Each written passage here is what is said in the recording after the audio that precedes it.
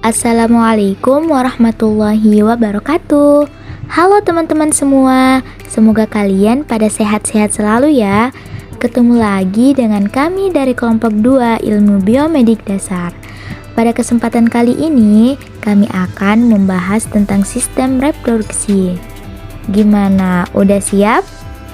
Baik, langsung saja kita let's go. Pembentukan gamet. Spermatogenesis dan oogenesis adalah proses pembentukan sel reproduksi, yaitu sel sperma pada pria dan sel telur pada wanita. Kedua proses ini disebut sebagai gametogenesis. Proses ini sangat menentukan untuk terjadinya kehamilan. Dalam sistem reproduksi, sel sperma dan sel telur adalah dua hal utama yang paling penting agar proses kehamilan dapat tercipta. Namun, sebelum sel sperma dan sel telur bertemu dalam proses pembuahan, terdapat proses yang disebut dengan spermatogenesis dan oogenesis. Apa perbedaan spermatogenesis dan oogenesis, serta bagaimana proses keduanya terjadi? Proses spermatogenesis dan oogenesis secara sederhana. Spermatogenesis adalah proses pembentukan sel sperma, sedangkan oogenesis berarti pembentukan sel telur. Proses keduanya ini dikenal dengan sebutan gametogenesis.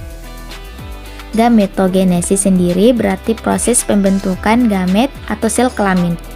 Pada manusia, ini dibedakan menjadi dua, yaitu sel telur dan sel sperma. Sel gamet jantan disebut dengan spermatozoa.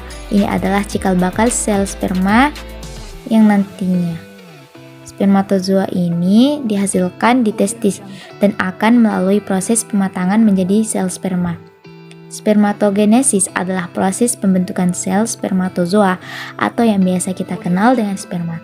Proses produksi sperma ini terjadi di bagian testis dan disebut dengan tubulus seminiferous. Pada dinding tubulus seminiferous terdapat calon sperma, spermatogonium atau spermatogonia yang berjumlah ribuan, dan sel Sertoli. Sel Sertoli inilah yang nantinya akan memberikan nutrisi pada cikal bakal sperma sehingga bisa melakukan pembelahan secara mitosis dan meiosis dan berbentuk menyerupai kecebong. Setelahnya, sel sperma akan menuju epididymis. Dari epididymis, sperma bergerak ke bagian lain yang dinamakan vas deferens dan ductus ejaculatorius untuk proses pematangan tahap akhir. Di dalam ductus ejaculatorius, cairan yang dihasilkan oleh organ reproduksi lainnya seperti vesikula seminalis, kelenjar prostat, dan bulbouretra ditambahkan pada sperma sehingga membentuk cairan yang biasa disebut sebagai semen atau air mani. Cairan mani berisi sperma inilah yang kemudian dikeluarkan saat ejakulasi. Normalnya, spermatogenesis membutuhkan waktu 740 hari sampai sperma benar-benar matang dan siap membuahi sel telur. Oogenesis adalah proses pembentukan sel telur ovum di dalam ovum indung telur. Oogenesis dimulai dengan pembentukan benih sel-sel telur yang disebut oogonia. Proses ini sudah terjadi ketika janin perempuan berada di kandungan ibu. Selama proses pembentukan sel telur semasa janin akan terdapat 6-7 juta sel telur. Jumlah ini akan berkurang hingga hanya menjadi 1 juta sel telur saat bayi dilahirkan. Jumlah ini akan terus mengalami penurunan hingga sekitar 3.000 sel telur yang disimpan saat masa pubertas tiba. Memasuki usia pubertas, proses pembentukan dan pematangan sel telur akan kembali dimulai 1 bulan sekali dalam siklus menstruasi. Selama usia produktif, setidaknya ada 300-400 telur matang yang akan dilepaskan untuk siap dibuahi. Jumlah dan kualitas telur ini akan terus menurun seiring berjalannya usia seorang wanita. Proses oogenesis saat seorang wanita memasuki masa puber dimulai di indung telur atau ovarium. Selama siklus menstruasi, indung telur akan menghasilkan 5-20 kantung kecil yang disebut dengan folikel. Setiap folikel ini mengandung sel telur yang belum matang. Sel telur yang nantinya sudah matang ini akan dilepaskan oleh ovarium dan berjalan menuju tuba Fallopi. Di tuba Fallopi ini, sel telur yang sudah matang akan menunggu kedatangan sperma untuk proses pembuahan. Jika terjadi pembuahan, sel telur akan menetap di tuba Fallopi dan menempel di dinding rahim. Jika tidak terjadi pembuahan, sel telur akan dikeluarkan dari dalam tubuh sekitar 14 hari, kemudian dalam bentuk darah menstruasi. Perbedaan spermatogenesis dan oogenesis secara sederhana. Spermatogenesis dan oogenesis adalah sama-sama proses pembentukan sel reproduksi. Bedanya, spermatogenesis terjadi di laki-laki, sedangkan oogenesis terjadi pada perempuan. Berikut adalah tabel perbedaan spermatogenesis dan oogenesis. Perubahan primer dan sekunder pada perempuan. Perubahan sekunder pada perempuan biasanya ditandai dengan suara lebih lembut dan nyaring, muncul jerawat, kulit lebih halus, tumbuh rambut pada bagian badan tertentu, payudara membesar, dan panggul melebar. Sedangkan perubahan primer pada perempuan yaitu menstruasi. Perubahan primer dan sekunder pada laki-laki. Perubahan primer pada laki-laki pada masa pubertas ditandai dengan mimpi basah dan juga organ kelamin mulai matang yang ditandai dengan dihasilkannya sperma dalam testis. Sedangkan perubahan sekunder pada laki-laki biasanya suara lebih berat dan besar, munculnya jerawat, tumbuh kumis dan jenggot, yakun membesar, bahu semakin bidang dan lebar, dan tumbuh rambut pada bagian badan tertentu. Apa sih itu menstruasi? Menstruasi atau haid merupakan pendarahan yang terjadi akibat luruhnya dinding sebelah dalam rahim atau endometrium. Menstruasi terjadi ketika embrio tidak terbentuk. Siklus ini rata-rata terjadi sekitar 28 hari, namun tidak semua wanita mengalami siklus yang sama. Ada yang 21 hari dan ada pula yang mencapai 30 hari. Siklus menstruasi dikendalikan oleh hormon-hormon reproduksi yang dihasilkan oleh hipotalamus, hipofisis, dan ovarium. Siklus menstruasi terdiri dari 4 fase, yaitu yang pertama fase menstruasi, yang kedua fase praovulasi, yang ketiga fase ovulasi, dan yang keempat fase pasca ovulasi. Yang pertama, fase menstruasi. Fase ini terjadi jika ovum tidak dibuahi sperma, sehingga korpus luteum menghentikan produksi hormon estrogen dan progesteron. Turunnya kadar estrogen dan progesteron menyebabkan lepasnya ovum dari endometrium yang disertai robek dan luruhnya endometrium sehingga terjadi pendarahan. Fase ini berlangsung kurang lebih 5 hari. Yang kedua, fase praovulasi. Fase ini disebut juga fase poliporasi. Pada fase ini, hormon pembebas berindofropin mengeluarkan hipotalamus akan memacu hipofise untuk mengeluarkan FSH. FSH adalah follicle stimulating hormone yang memacu pematangan folikel untuk mengeluarkan hormon estrogen. Yang ketiga, fase ovulasi. Ovulasi terjadi pada hari ke-14. Peningkatan kadar estrogen menghambat pengeluaran FSH, kemudian hipofise mengeluarkan LH atau luteinizing hormone. Peningkatan kadar LH merangsang pelepasan sel telur yang telah matang dari folikel di dalam ovarium. Peristiwa ini disebut ovulasi. Yang terakhir, fase pasca ovulasi. Folikel degraf atau folikel matang yang telah melepaskan sel telur akan berkerut dan menjadi korpus luteum. Korpus luteum mengeluarkan hormon progesteron dan masih mengeluarkan hormon estrogen, namun tidak sebaiknya ketika berbentuk folikel. Jika tidak terjadi pembuahan, korpus luteum akan berubah menjadi korpus albikan yang hanya sedikit mengeluarkan hormon, sehingga kadar progesteron dan estrogen menjadi rendah. Keadaan ini menyebabkan terjadinya menstruasi. Demikian seterusnya. Reproduksi adalah salah satu dari sekian banyak ciri makhluk hidup. Ini adalah proses saat makhluk hidup bisa menghasilkan keturunan dengan tujuan supaya tetap dapat mempertahankan kelangsungan hidup spesiesnya. Reproduksi pada manusia berarti membahas suatu sistem yang berbeda struktur dan fungsinya pada pria dan wanita. Sistem reproduksi adalah kumpulan organ internal dan eksternal yang bekerja bersama untuk tujuan prokreasi.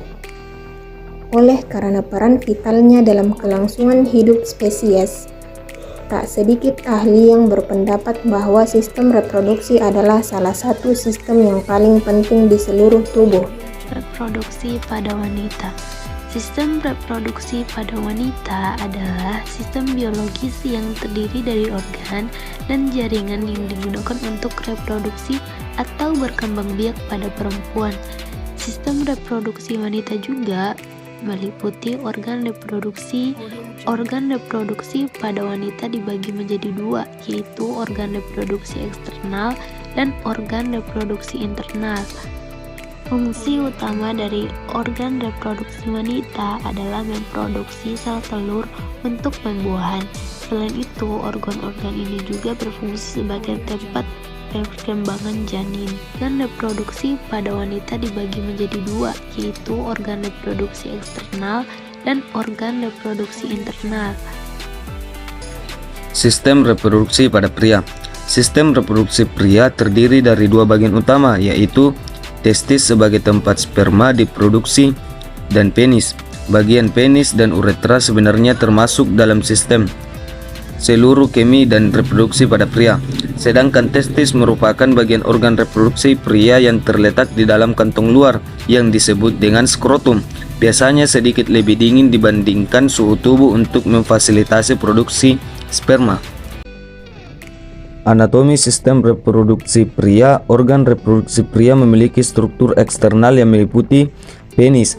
Penis adalah organ vital yang digunakan untuk berhubungan intim. Sperma dapat keluar melalui saluran di dalam penis ketika sudah mencapai orgasme. Skrotum. Skrotum bagian kantong kulit yang menggantung di pangkal penis. Skrotum berfungsi untuk melindungi testis, saraf, dan juga pembuluh darah. Kemudian testis. Testis adalah kelenjar yang memiliki fungsi untuk memproduksi sperma dan hormon testosteron. Bagian ini adalah organ terpenting dari reproduksi pria dan terletak di dalam skrotum. Selain itu, pria juga memiliki organ reproduksi internal yang dikenal sebagai organ tambahan. Organ tersebut berfungsi untuk membantu berlangsungnya proses produksi, penyimpanan, dan juga keluarnya sperma. Organ tersebut antara lain uretra, vas deferens, epididymis, vesicula seminalis, ductus ejaculatorius, kelenjar prostat, dan juga kelenjar bulboretral. Hormon testosteron dapat memengaruhi fungsi dari organ-organ reproduksi tersebut. Selain itu, hormon testosteron juga bermanfaat dalam pengembangan karakteristik pria dari segi fisik, gairah seksual, FSH atau follicle stimulating hormone, dan juga LH atau luteinizing hormone yang berguna untuk membantu produksi sperma. Siklus hormon pada wanita. Hormon merupakan zat kimia yang diproduksi oleh sistem endokrin dalam tubuh dan berfungsi untuk membantu mengendalikan hampir semua fungsi tubuh seperti pertumbuhan, metabolisme, hingga kerja berbagai sistem organ, termasuk organ reproduksi. Mengenal macam-macam hormon pada wanita dan fungsinya. Progesteron akan membantu mempersiapkan lapisan dalam rahim yang disebut endometrium untuk menerima sel telur yang telah dibuai oleh sperma. Selama kehamilan, kadar hormon progesteron dalam tubuh tetap tinggi. Hal ini mencegah tubuh menghasilkan sel telur baru dan mempersiapkan tubuh untuk memproduksi ASI. Bila tidak terjadi pembuahan, kadar hormon progesteron dalam tubuh akan turun dan memicu menstruasi. Yang kedua, estrogen. Sebagian besar hormon estrogen diproduksi di ovarium atau indung telur. Selain itu, hormon ini juga diproduksi oleh kelenjar adrenal dan plasenta, tetapi hanya dalam jumlah yang sedikit. Hormon estrogen berfungsi untuk membantu perkembangan dan perubahan tubuh saat pubertas, termasuk perkembangan fungsi organ seksual dan memastikan proses ovulasi dalam siklus menstruasi bulanan. Hormon ini juga berperan dalam proses keluarnya ASI setelah persalinan, mengatur mood atau suasana hati, dan proses penuaan. Penurunan produksi estrogen dapat menimbulkan berbagai gangguan seperti menstruasi yang tidak teratur, vagina kering, suasana hati tidak menentu, menopause, dan osteoporosis pada wanita lanjut usia. Yang ketiga yaitu testosteron. Kadar hormon testosteron yang terdapat pada tubuh wanita memang tidak sebanyak pada pria, namun hormon ini tetap memiliki fungsi yang penting bagi kesehatan wanita. Hormon testosteron berperan dalam mengatur libido atau gairah seksual dan menjaga kesehatan vagina, payudara, dan kesuburan. Luteinizing hormone atau LH pada wanita bertugas untuk membantu tubuh mengatur siklus menstruasi dan ovulasi. Oleh karena itu, hormon ini juga berperan dalam masa pubertas. Umumnya, kadar hormon LH pada wanita akan meningkat saat menstruasi dan setelah menopause. Kadar LH yang terlalu tinggi pada tubuh wanita dapat mengakibatkan masalah reproduksi. Selanjutnya, follicle stimulating hormone atau FSH, sama halnya dengan hormon LH. Hormon FSH juga diproduksi di kelenjar hipofisis dan berperan penting dalam sistem reproduksi. Hormon ini membantu mengendalikan siklus menstruasi dan produksi sel telur di ovarium. Kadar hormon FSH yang rendah menandakan bahwa wanita tidak mengalami ovulasi, adanya gangguan pada kelenjar hipofisis, atau bisa juga menandakan kehamilan. Sebaliknya, hormon FSH yang tinggi dapat menandakan wanita memasuki masa menopause, adanya tumor di kelenjar hipofisis, atau gejala dari sindrom Turner. Dan yang terakhir adalah oksitosin. Hormon oksitosin yang diproduksi oleh kelenjar hipofisis di otak ini umumnya akan meningkat selama kehamilan, khususnya ketika menjelang persalinan. Ketika kadar hormon meningkat, rahim akan terangsang untuk berkontraksi dan mempersiapkan proses persalinan. Setelah melahirkan, oksitosin akan merangsang kelenjar payudara untuk menghasilkan ASI. Setiap hormon wanita memiliki peranan penting terhadap kesehatan, termasuk menentukan bentuk tubuh wanita. Untuk menjaga keseimbangan hormon dalam tubuh, Anda disarankan untuk mengonsumsi makanan sehat, rutin berolahraga, membatasi konsumsi makanan manis dan tinggi karbohidrat, mengurangi stres, serta tidur yang cukup. Berikut proses terjadinya kehamilan. Proses terjadinya kehamilan. Kehamilan terjadi ketika sel sperma dari pria bertemu dengan sel telur dari wanita. Agar terjadi proses pembuahan, dua unsur penting yang harus ada adalah sel telur dan sperma. Bagaimana terjadinya proses kehamilan? Kehamilan diawali oleh proses fertilisasi atau pembuahan yang berlangsung dalam 72 jam setelah sperma bertemu ovum atau sel telur. Berikut proses yang terjadi selama fertilisasi atau pembuahan. Yang pertama, ejakulasi pada pria. Yang kedua, perjalanan menuju sel telur. Yang ketiga, kemampuan sperma menuju sel telur. Yang keempat, sperma berhasil bertemu sel telur. Setelah proses pembuahan, apabila sperma sudah berhasil bertemu dengan sel telur, di tahap inilah proses pembuahan berlanjut menjadi kehamilan. Proses pembentukan janin, sel-sel baru dengan jumlah sekitar 100 sel akan membentuk bundelan yang disebut dengan blastokista. So ya, itulah tadi kurang lebih dari penjelasan sistem reproduksi pada manusia. Mohon maaf bila terdapat kesalahan dan mohon ambil yang baik-baiknya ya. Kami pamit undur diri, sampai jumpa di video berikutnya. Wassalamualaikum warahmatullahi wabarakatuh.